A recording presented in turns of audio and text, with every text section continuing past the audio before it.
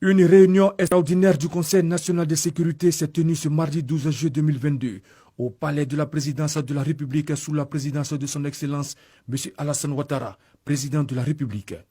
L'ordre du jour de cette réunion a porté sur l'arrestation par les autorités maliennes de 49 militaires ivoiriens le dimanche 10 juillet 2022 à l'aéroport international président Modibo Keïta Sénou de Bamako.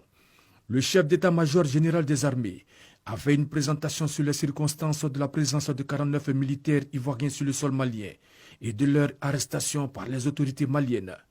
Contrairement aux allégations contenues dans le communiqué numéro 034 du gouvernement de transition du Mali du lundi 11 juillet 2022, ces militaires sont régulièrement inscrits dans l'effectif de l'armée ivoirienne et se trouvaient au Mali dans le cadre des opérations des éléments nationaux de soutien NSE. La présence de ces détachements des éléments nationaux de soutien est conforme au mécanisme de soutien au contingent des pays contributeurs de troupes dans le cadre des missions de maintien de la paix et est bien connu des autorités maliennes.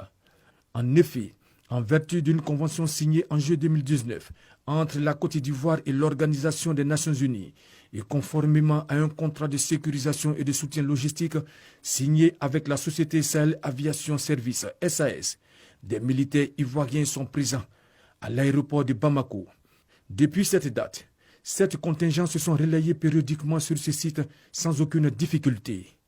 À leur arrivée au Mali dans le cadre de la 8e rotation, le dimanche 10 juillet 2022, une copie de l'ordre de mission du contingent a été transmise aux autorités aéroportuaires maliennes pour attester de la régularité de la mission. Le ministère des Affaires étrangères et de la coopération internationale, ainsi que le chef d'état-major des forces armées maliennes en ont reçu copie. Aucun militaire de ce contingent n'était en possession d'armes et de munitions de guerre à sa descente de l'avion.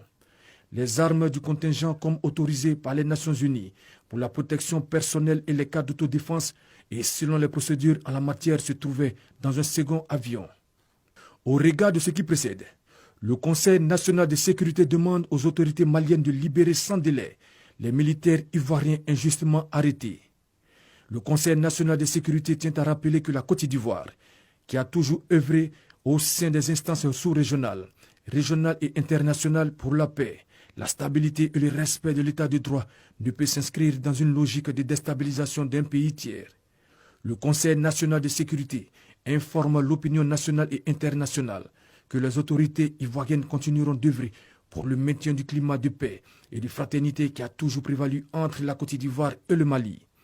Enfin, le Conseil national de sécurité appelle les populations au calme et à la retenue et assure que toutes les dispositions sont en cours pour obtenir la libération rapide de nos braves et vaillants soldats.